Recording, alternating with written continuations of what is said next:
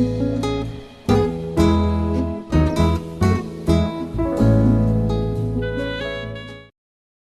Samuel, capítulo 18.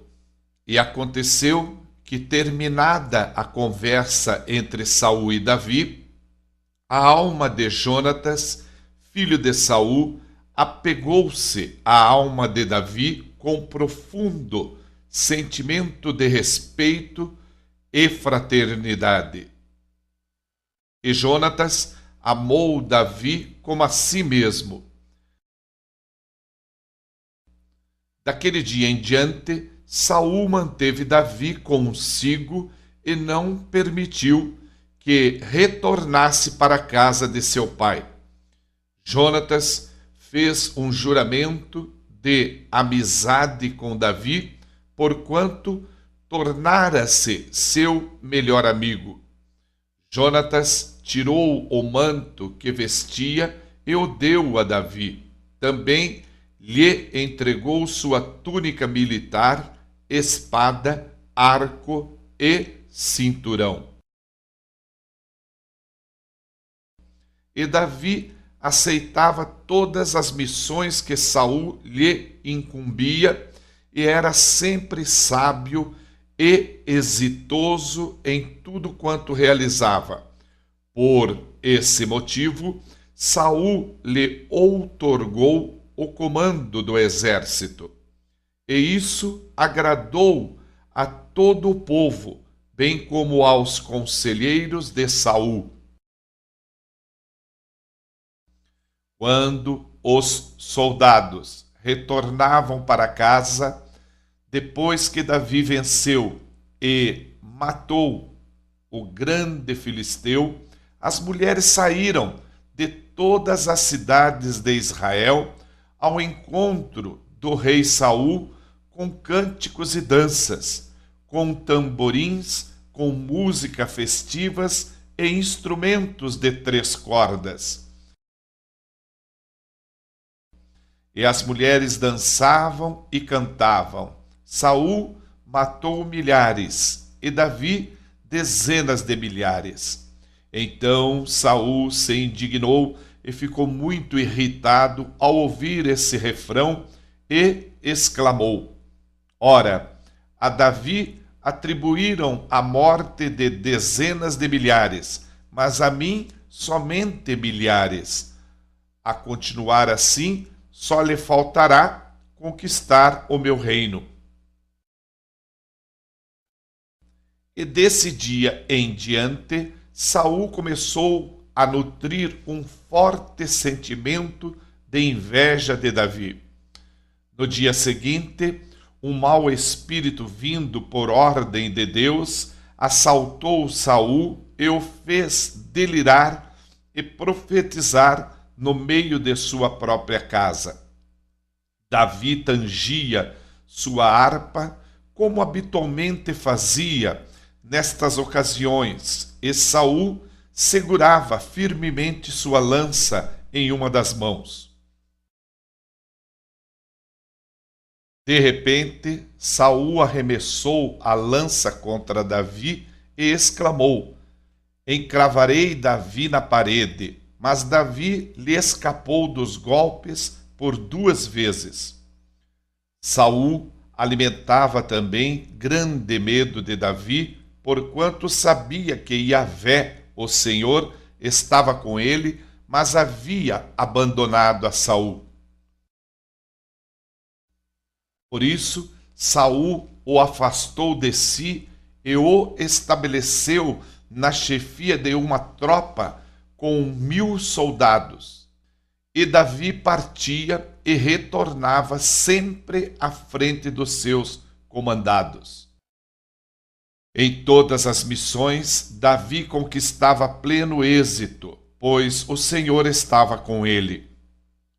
Observando que Davi sempre alcançava grande sucesso, Saul deixava seu temor crescer. Mas todos em Israel e em Judá amavam Davi, porquanto ele sabia conduzir seu exército nas batalhas e o trazia de volta. Então Saul disse a Davi: apresento-te minha filha mais velha, Merabe, que desejo conceder-te por esposa. Tão somente serve-me como um guerreiro e trava as batalhas do Senhor. Todavia, Saul travava em seu íntimo: ora, não morra ele por minha mão, mas pelas mãos dos filisteus. E Davi replicou a Saul: quem sou eu e minha família? Qual é a minha linhagem ou o clã de meu pai em Israel, para que eu seja digno de me tornar genro do rei? Por esse motivo, quando chegou a época de Merabe, a filha de Saul, ser concedida em matrimônio a Davi, ela, de fato, foi dada a Adriel de Meolá. Ora, Mical, a outra filha de Saul, se apaixonou por Davi, o que pareceu muito bom aos planos de Saul. Assim que lhe trouxeram a notícia, Saul pensou: eu a darei a ele, para que lhe sirva de armadilha, e logo a mão dos filisteus haverá de cair sobre ele. Então Saul instruiu seus conselheiros para que dialogassem com Davi, em particular, argumentando: o rei anda muito satisfeito contigo, e todos os seus conselheiros te estimam. Aproveita este momento e torna-te, portanto, genro do rei.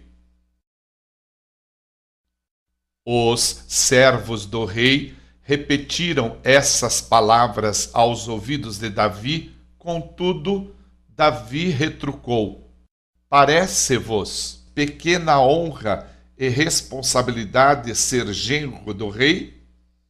Eu não passo de um homem pobre e de procedência e condição humilde.